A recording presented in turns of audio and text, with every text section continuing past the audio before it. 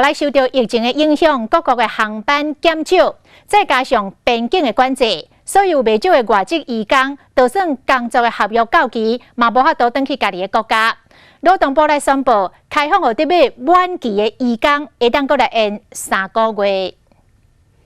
疫情期间，真侪外国的劳工，就算工作许可证已经到期啊，又无都返去因的国家。劳动部宣布解决的方案。我们针对这一些聘期届满。相继这个12年或者是14年的这些对象，他可以来申请展延这个3个月的评估许可。本来产业移工来台工作满3年，雇主会使续聘1摆，伫台湾上久的期限是12年，家庭看护是14年。即马劳动部嘛开放6月17到9月17日期间，聘雇春的时间较无4个月移工，雇主会使搁延长3个月。也无外籍移工中人的业者反映讲，其实疫情期间真侪外籍的移工面临问题是。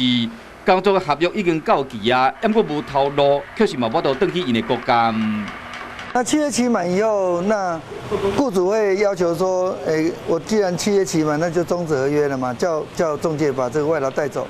他也不让这些外籍劳工呢待在宿舍里面。那可是问题是叫我们仲介带走，吃住谁负责？中人业者讲着讲，有移工合约期满了，运气若较好的1礼拜就班机通转去，也阁会需要等2个月，这煞变成疫情期间大家拢看袂到的社会问题。